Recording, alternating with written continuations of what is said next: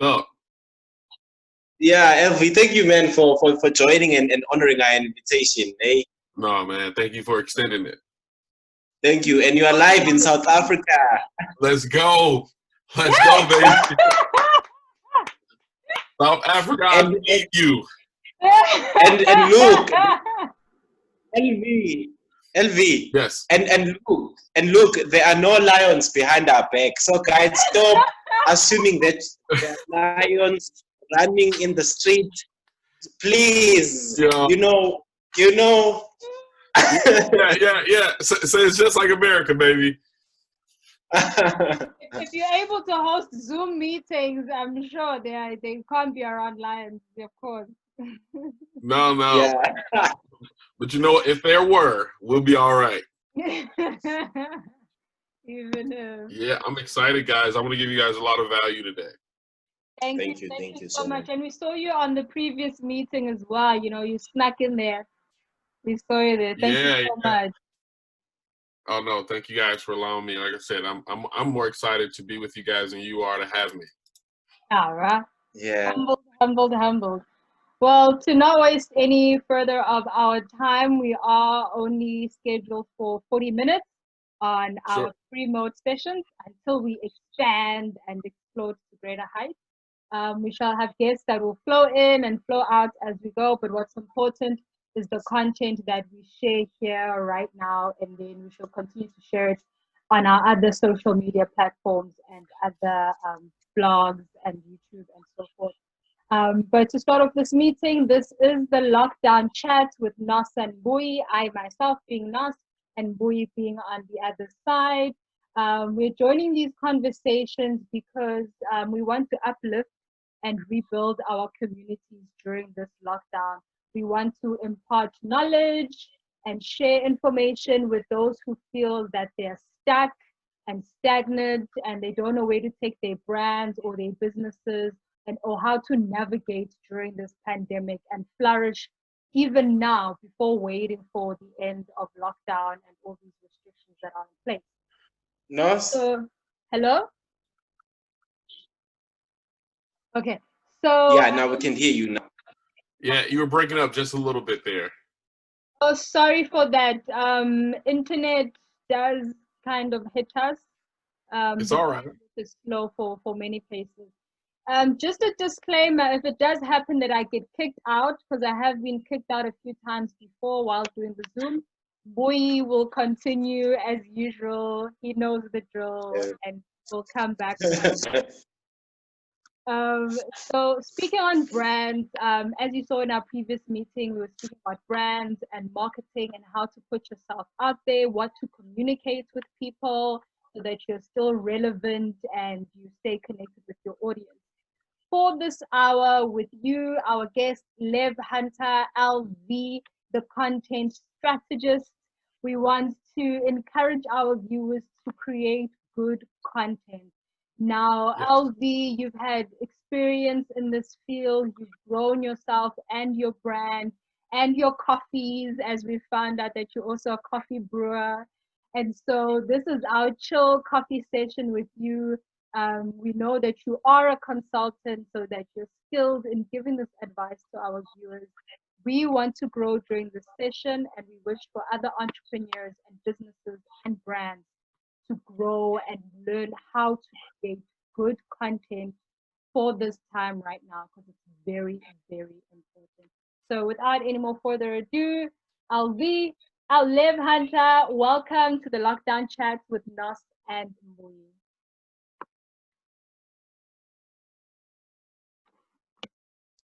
Mbuyi, you can take over. Okay. Yo, thank you. I appreciate you guys. Yeah, and okay, once again, thank you so much, Avi, for joining us. To start off the show, we all know that content is king, and our show is one example of how content is able to bring people together and in helping to shape and build communities. And content creation has saw and many changes over the years. Since the turn of the century, we've witnessed the digitalization of content the rise of social media, and also acceleration in mobile consumption. Well, this is one of the times, those unprecedented times. And now during the lockdown period, our content consumption is also increasing daily.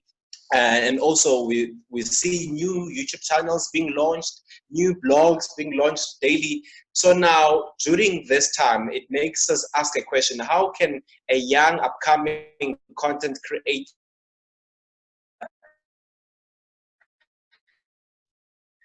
use this time to maximize their potential during this period in order to make oil? So can we say this pressure will bring out the good in people and has actually many benefits than we look at it from the view that we look at it from? So thank you so much, LV, for joining us. Can you a bit just introduce yourself to those who will be watching, as this will be available on YouTube? Please kindly introduce yourself to the people at home. Yeah. So those who are watching and don't have a clue who I am, I just want to salute you and just say blessings to you and those who are watching this, whether you're watching this 24 hours later or 6 to 10 months later. I just want to say blessings to you. I go by LV or Lev, whichever one you prefer. I'm out of Flint, Michigan, here in the United States of America, and I love people. So being able to use this thing called the internet and the interwebs, it allows me to really take an opportunity to meet people I've never would have had a chance to meet, and really expand who I am and what I'm about. So I love people, whether that's in person or through digital means. I love coffee. I believe that coffee brews conversations, and I believe having the opportunity to have conversations, we build community, and good conversations actually builds good character. It builds you up. Communication is, the highest form, I think, of human interaction, right? Whether that's nonverbal or verbal. So now we get this opportunity to use this thing called the internet, build brands, build businesses, and do some awesome things. And I just love to be a part of it. I love helping people get out of their own way. I think you'll hear me talk a lot about this during our time. So I'm here just to serve, man. I'm a servant at the end of the day.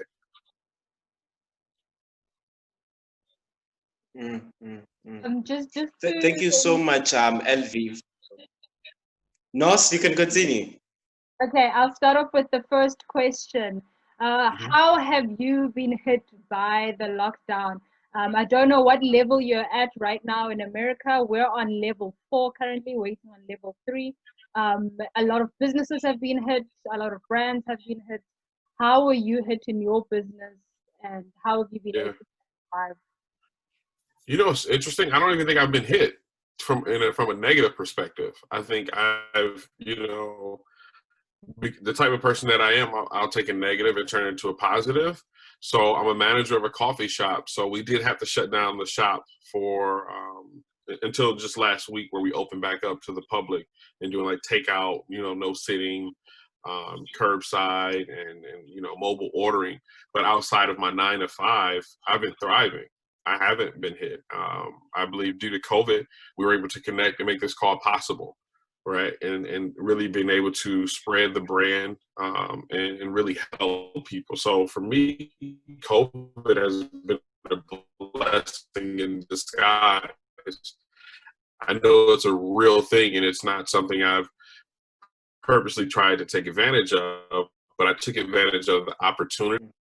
Okay, LV, thank you so much for that. I would like to ask this question then. Okay, what changes have you seen during this period where of the COVID-19 pandemic? What changes have you seen, especially in content creation and amongst the content creators? Sure. So what I've seen is that people have used this opportunity to either, again, like we said before, start something new.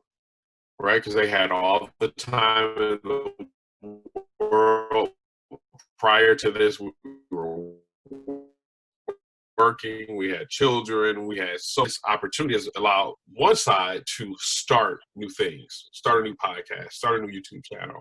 Then another part is that you've seen people who have already been content creators, personal brands, influencers, and solopreneurs really pivot in their businesses to really inspire people during COVID, or to really give people some resources on how to cope, whether that's for mental health space, whether that's relationships, marriage, whether that's even business development and personal development.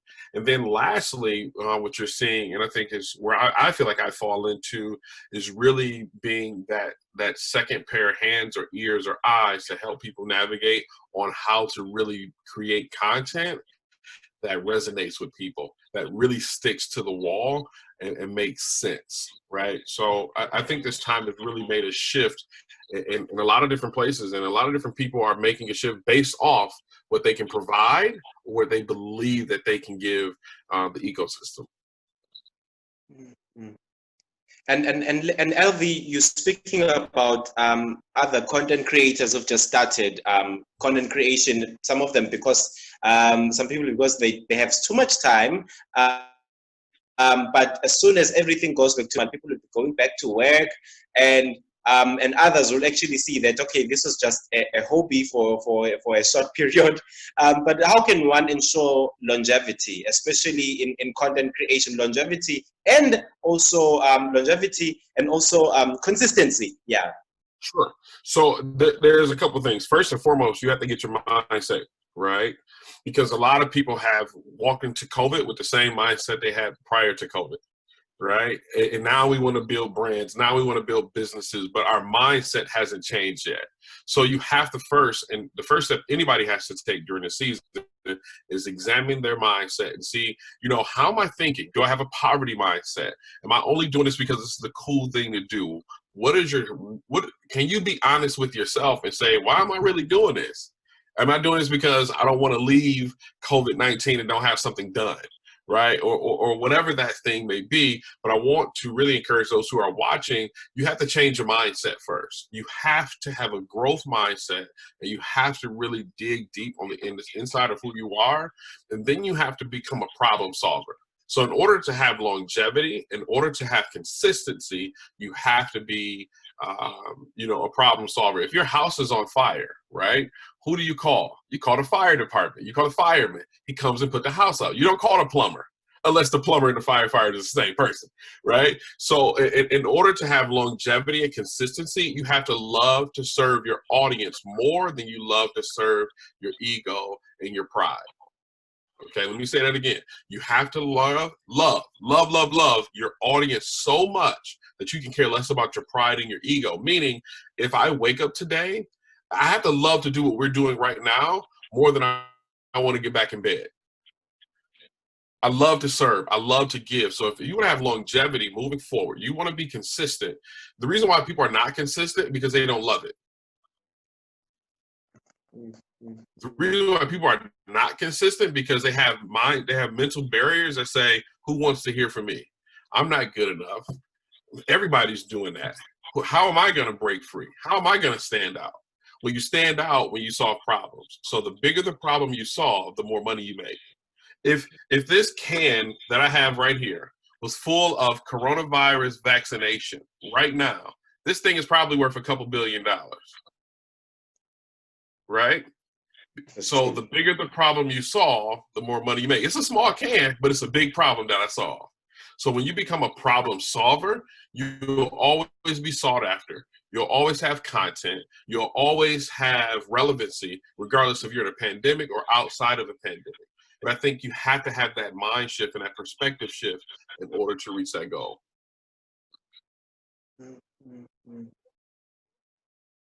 Can I ask? Yes. Yeah. Yes.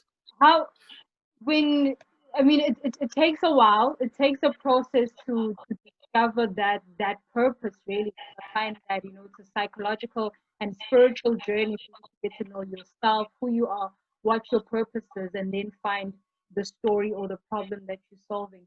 But when you have it, if you found it or you're in the journey of finding it, what is the best way of communicating your message or providing a service for people, especially now as we're online? But I mean, for the different stories that people are telling or the different purposes, what is the best angle to take? So the best angle to take is understand transformation. The biggest thing that we all love is a good transformation story. You started one way, but you turned out to be something totally different, right? So everybody loves, I was once 500 pounds, now I'm down to 180. Everybody loves a transformation story. So you have to look at yourself and say, what have I transformed into that I can help someone do the same thing, right? So if I can tell you, if I can say, hey, the way to transform your mind is to really stop, putting you first, right? Because at the end of the day, this is as an example, right? The example is that you are your own worst enemy. You're in your own way, right? So if I'm in the fitness world, I can say, hey, I've learned how to teach I've learned how to teach stay-at-home moms who just had a newborn lose stubborn belly fat in 6 months. I've done this over 5 years. I know how to do it in home sessions or in a gym. So that now you're stating the problem, who it's for, right? And then you're saying how long you've done it. So I know that's a kind of a cut across the grass type of way of answering your question, but I want to give a practical example of that. You have to first identify the problem and provide the solution. So when you're trying to figure it out on what is your brand message, what problem do you solve, what problem have you solved, right? And we all solved something, right? We were once not able to walk, and now we are. Right? We were once able to do one thing, and now we're able to do it and do it better because we've took action and we actually put a strategy around it. So it's not that deep of a thinking. I think it's more basic than we think, and I think we overthink things because it has to be a 3-step process. Does it? Just eat right and exercise. You lose weight, right? So I just don't want to make it too deep because it's really not. It's really looking at yourself and say, what problem have I solved and how can I help somebody solve that same problem? Thank you. I like authenticity. The thing that I'm picking up from you is just be authentic about it. Be real to yourself and share your own story, and that will connect with your audience, and then you set from there. Yeah. No, it's probably 50 women just like you right now within a 100-mile radius of you. They just don't know it yet.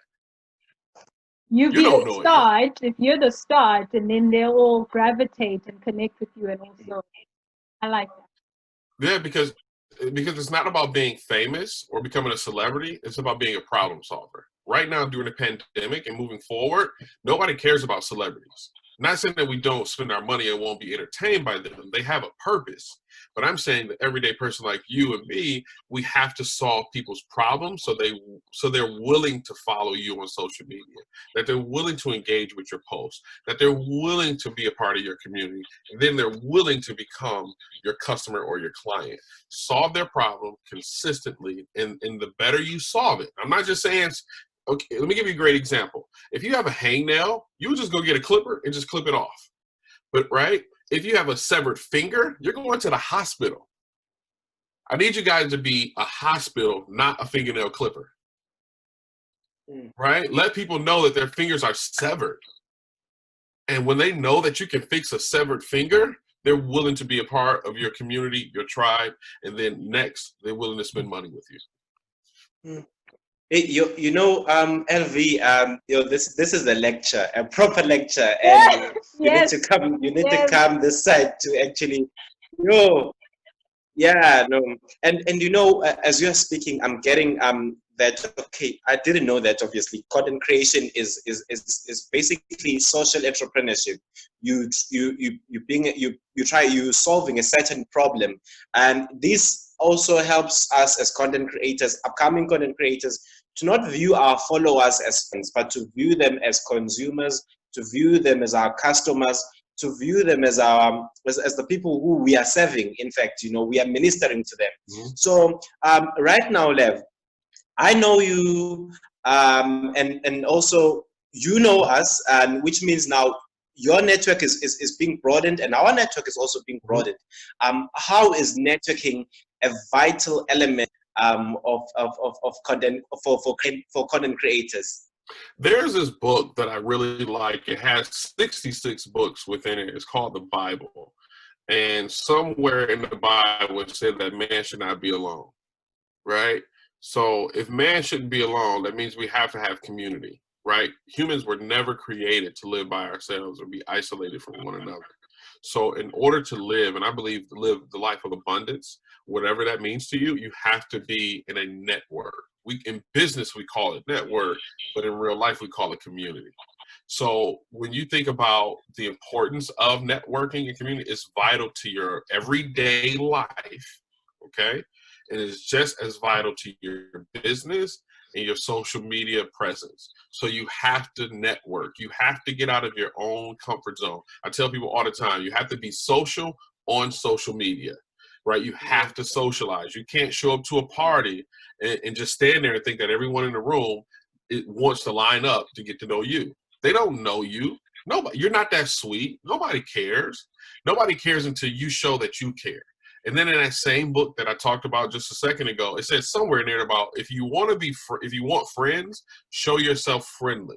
So whatever you want from people, give that. So if you want $5 from somebody, give them $15 worth of value. So that's how you build a network. You give more than you will ever receive. And until people get that mindset shift and see the value of that type of transaction, then you will only network to get what you can get out of people. And because we're smart, right? There's nobody that we can discern if you just want something from me, right? So your network is so important, and how you foster a community, how you foster that network is really going to determine your success. If I may interject in that one, what do you do when you face exhaustion? When you've been putting yourself out there, you've been giving as much as you can, and you're not seeing the results coming back yet, or you're not seeing the responses that you're looking for. What can you do to get out of exhaustion or being overwhelmed by the work of continuously giving? Like when you have nothing else to give, but you continuously have to give. You have nothing else to create. You have a blockage. How can you still continue on? So Nos, let me say this, and I'll be very blunt, and I'm gonna cut right across the street. The reason why people are burnt out and feel like they don't have anything to give, because you gave with expectation. You gave expecting something in return. So you didn't give from a pure place. You didn't give from a pure motive. And that's why I said people can discern that. People know that you're just doing this just to get something. I'm trying to change your thinking to say only solve problems and be social on social media. If you do that, the people will come. The right people will connect with you. You'll be on the Zoom call in South Africa when you're in Flint, Michigan. You see what I'm saying? If you just give without asking, I didn't ask you guys to pay me for this or send you an invoice. I jumped on it willingly because you know what? I want to serve your audience, those who are going to watch this, more than I care about sleep, more than I care about anything else. I move things around just to make sure I was able to be here. Right? I put more effort into this than you think me just showing up in front of a computer.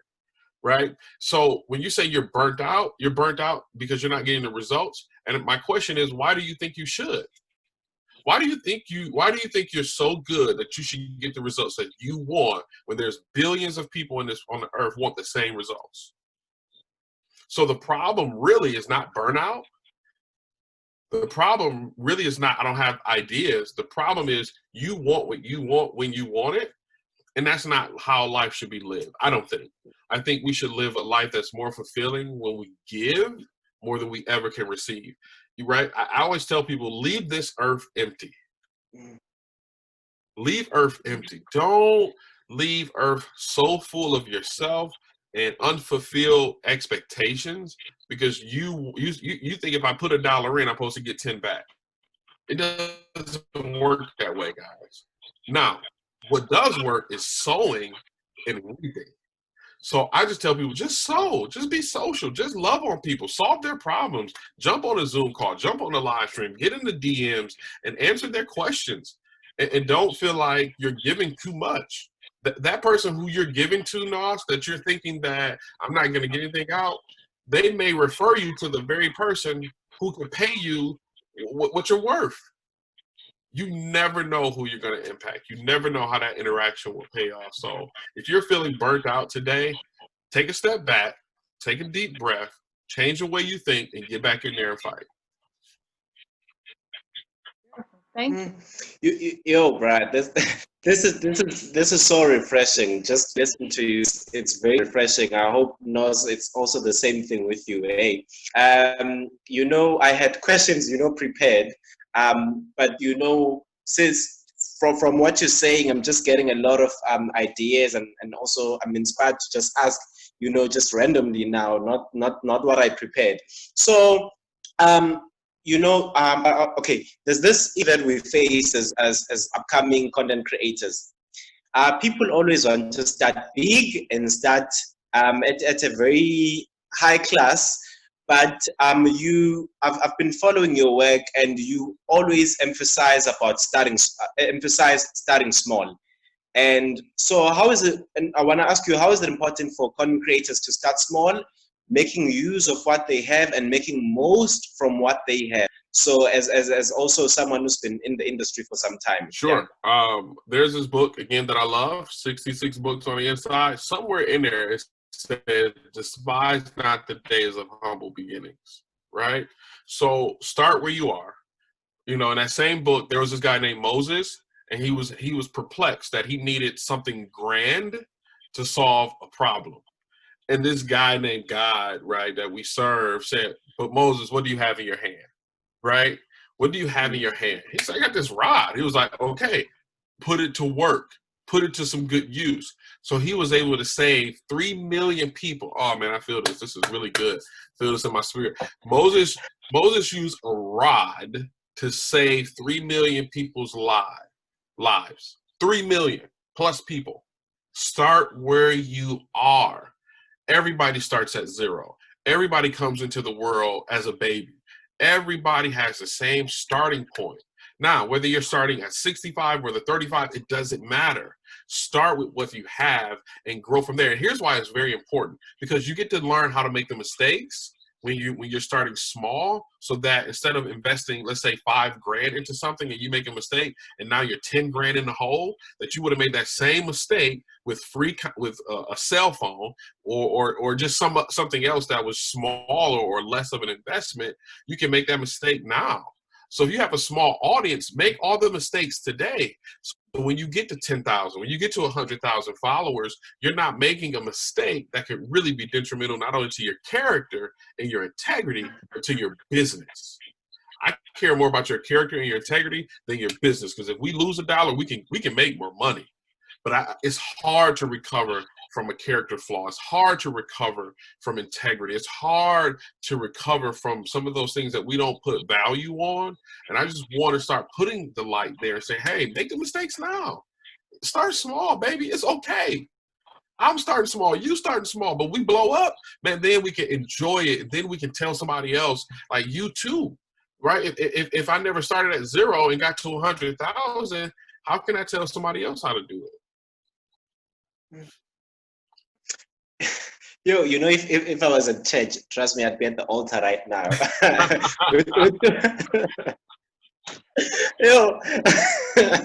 I just want to give you guys value, man. I want to make sure you get the goods today. Yeah. I'd be at the altar, tears coming down, singing, oh no, man. Yeah, beautiful. Yeah. Mbuyi? Nos, do you have any question?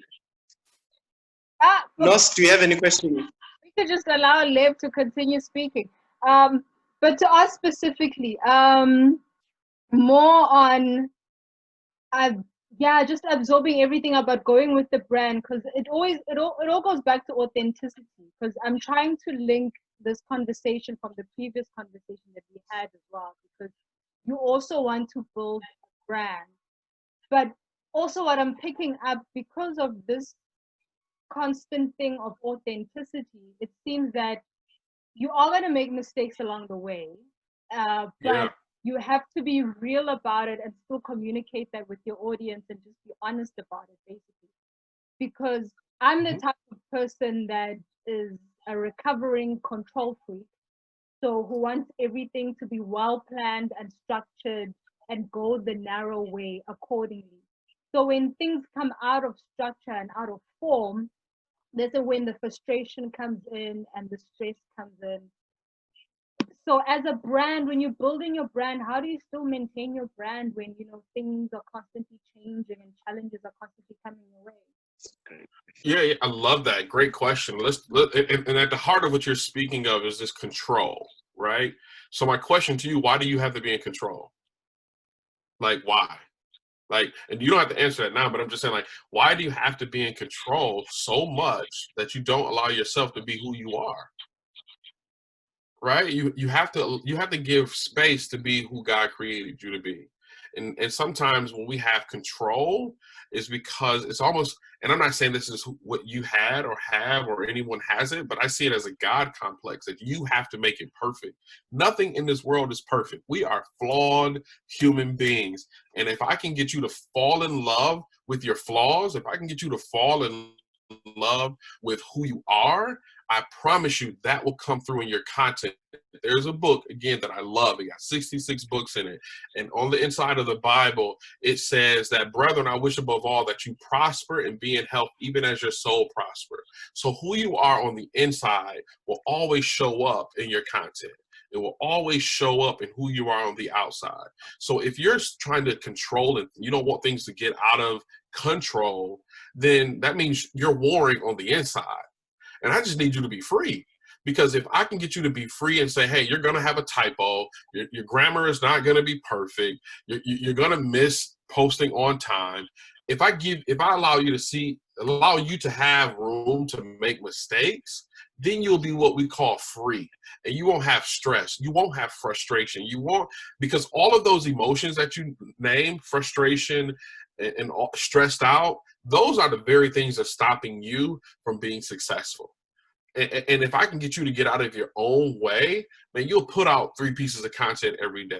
You won't miss a post. You won't care what people think because you're trying to solve one person's problem. And that's what I do. I wake up, if I'm feeling like making content, I say, okay, what problem do I want to solve today? Who has a problem that I can solve? And that's what really generates my ideas. So again, I want people who may be similar to who you were and just say, look, it's not about being in control, baby. It's about being free. I need you to be so free so you can solve somebody's problem. I need you to be the hospital that fixes a severed finger instead of being the clipper that just gets the hangnail. Nobody wants to be around the hangnail, clipper, nobody. Nobody wants that. It's hard to find them in our house. But trust me, you know where the hospital is at. It's always ready for you. So I just want you to just fall in love with you so somebody else can say, you know what, they're so free and I need what they have. And it's called freedom. I'm getting a sense that it's more of the internal work that matters the most. And when you are in good terms with yourself and not trying too hard, the people who follow your work are able to relate from that. And for me, I relate, and I just look at my transition in terms of content creation. From trying too hard to be like the YouTubers, and now the moment I fell in love with myself and being in my own skin, I actually started to scroll and people relating more into what I was doing. So, man, thank you so much for that. I want to speak about collaboration, which is more or less related. It's actually related to networking. Right now, our show is a product also of collaboration between 2 people from different places, well, in one country. But how is collaboration important, especially to content creators? Yeah, It's so important. It's the biggest way to grow an audience. Number one, if you want to grow an audience, collaborate. And there's a saying that says, if you want to go fast, go along. But if you want to go far, take somebody with you. You're not designed to do anything by yourself. You're not. I'm sorry.